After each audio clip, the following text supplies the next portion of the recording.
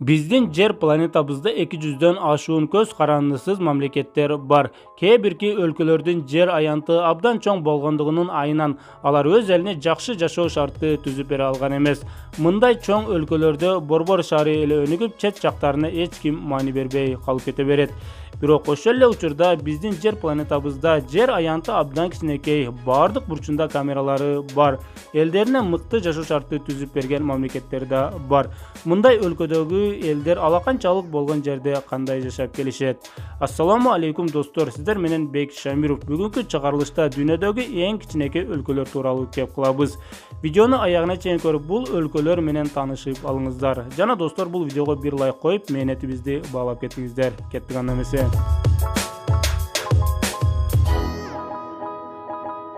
Лихтенштейн Европадагы эң кичинекей өлкөлөрдүн бири. Жер аянты 160 км квадрат. Бул өлкөнүн узундугу 25 км болсо, эни болгону 8 кмди түзөт. Өлкөнүн жалпы жер аянты Ош шаарына да жетпейт.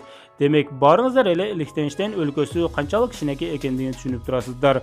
Бул өлкө тоолуу 4дөн 3 бөлүгүнү тоо каптап турат. Жер аянты кичине болгондугунун айынан аэропортта жок. Унаа менен барууга гана болот. Бирок ошол эле учурда Лихтенштейн дүйнөдөгү эң бай өлкөлөрдүн катарына кирет.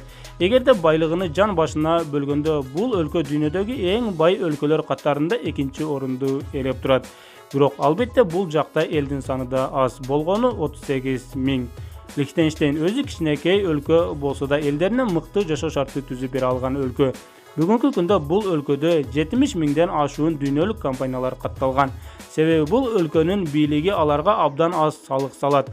Жыйынтыгында көптөгөн компаниялар өздөрүнү дал ушул алаканчалык болгон өлкөгө катталдырат. Лихтенштейн өлкөсүндө жашаган элдер бүгүнкү күндө эң бай, жана буларда акчалай көйгөй жок. Бул өлкөдө айлыкта жогору 5000 евро, биздин сомго бул акчаны которсо 500 000 сом акча болот.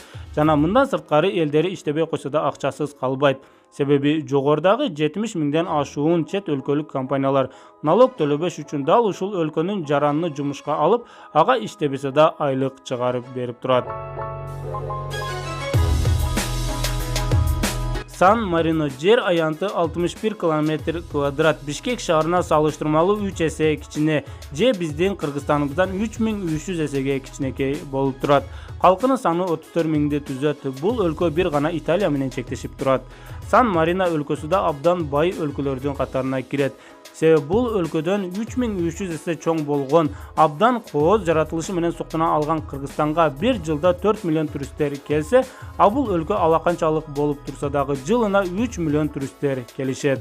Албетте барыңыздар билгендей эле туристтерден да өлкө казынасына өтө чоң суммадагы акчалар түшөт. Жогордагы Лихтенштейн өлкөсүнүн жарандары сыяктуу мыкты жашоо шарт бул өлкөдө да түзүлгөн. Албетте бул өлкөдө айлык Лихтенштейнге салыштырмалуу 2 эсе аз. Ошентсе да айына 200 000 сомдон ашуун айлык алууга болот. Бирок бул өлкөгө барып жарандыгын алам десеңиз, 30 жыл жашагандыгыңыздан кийин гана сизге Сан-Марино өлкөсүнүн жарандыгын берүүсү мүмкүн. Бул өлкөнүн дагы бир өзгөчөлүгү Европадагы эң эски мамлекет, тарыхка бай мамлекет. Алаканчалык болгондугу менен бул өлкө 301-жылы түзүлгөн. Башкача айтканда 1700 жылдан бери көз карандысыз болуп өзүнчө мамлекет болуп келет.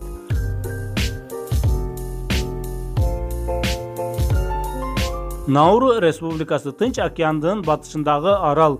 Бул аралдын жер аянты болгону 21 км квадрат, жана 10 000ден ашуун эл жашайт. Науру канчалык кичинекей өлкө экендигин километр менен айта турган болсок, эни 4 км, узундугу 6 кмди түзөт. Бул кичинекей аралда өздөрүнүн аэропорту бар. Себеби коңшулаш өлкөлөрү жок. Жакынкы өлкөгө жетүү үчүн суу менен 288 км аралыкты сүзүп өтүү керек. Башкача айтканда, бул өлкөнүн элдери коронавирус илдетинен да коркушпайт. Өздөрүнчө жалгыз бир аралда жашашат. Жогоруда биз бардык кичинекей өлкөлөрдү бай деп мактап келдик эле, бирок бул өлкөнү мактай албайбыз. Ошентсе да байлыгын эл башына бөлгөндө биздин өлкөгө салыштырмалуу бул өлкө бай. Бул өлкө 1968-жылы эгемендүү мамлекет болгон. Ага чейин Улуу Британия, Австралия жана Жаңы Зеландия өлкөлөрүнө карап турган. Монако жер аянты болгону 2 км квадрат, калкынын саны 39 000. Бир гана Франция өлкөсү менен чектелип турат. Бул өлкө дүйнөдөгү жер аянты эң кичинекей өлкөлөрдүн катарына кирет жана 200 гектар жерде 39 000 адам жашагандыгы үчүн дүйнөдөгү эң тыгыз жер кичине элинин саны көп өлкөлөрдүн катарына да кирип турат. Монако дүйнөдөгү эң бай өлкөлөрдүн катарына да кирет. Бул өлкө өзүнүн казинолору менен белгилүү жана дал ушул алаканчалык өлкөдө жалаң гана байлар жашашат. Элинин 1/3 булар доллар менен миллионер болгондор. Дал ошол себептен Монако өлкөсүнүн жолдорунда эң кымбат баалуу автоунааларды байкоого болот.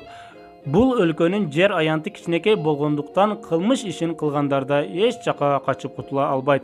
Себеби 24 саат бою полиция кызматкерлери өлкөнүн бардык жерини камералар аркылуу көрүп текшерип турушат. Кыргызстаныбыздын эгемендүү мамлекет болгондугуна 30 жыл болсо, Монако 1297 жылы эгемендүү мамлекет боло алган. Бүгүнкү күндө Монако бул байлардын өлкөсү. Дүйнөдөгү менмин деген байлар дал ушул өлкөгө келишет.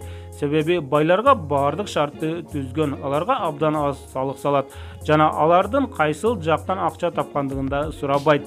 Мындан сырткары бул өлкө казино аркылуу да байып келет. Эң кызыгы, Монако өлкөсүнүн жарандары өздөрү казино оюндарында ойношпойт. Себеби мыйзам тыюу салат.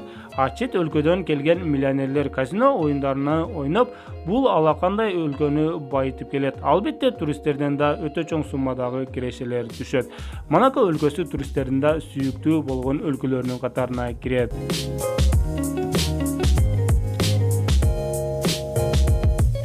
Дүйнөдөгү эң кичинекей өлкө бул Ватикан. Бирок кичинекей болгондугуна карабастан бул өлкөнүн аты дүйнөгө таанылган. Жер аянты болгону 44 гектар. Канчалык кичинекей экендигине мисал келтирсек, Дордой базарынын жарымынчалык. Халкынын саны 825 адам. Бул өлкө 1929 жылы эгемендүү мамлекет болгон. Ага чейин Италия өлкөсүнө карап турган. Бул өлкө Италиянын Борбор шаары Римдин так ортосунда жайгашкан. Эми Бишкек шаарынын так ортосунда өзүнчө жер аянты 44 гектар болгон өлкө бар экендигин элестетип көрүңүздөр.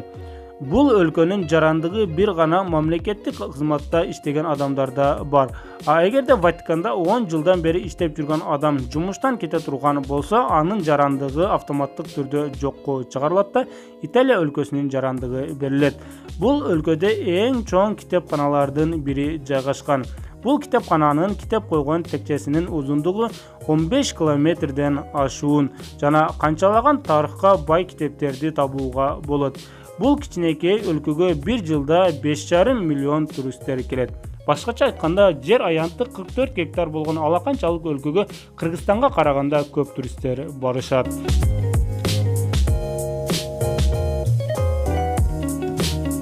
Достор, биздин видео соңуна чыкты. Эгерде бүгүнкү чыгарылышыбыз сиздерге жакса, анда сөзсүз бул видеого бир лайк коюңуздар.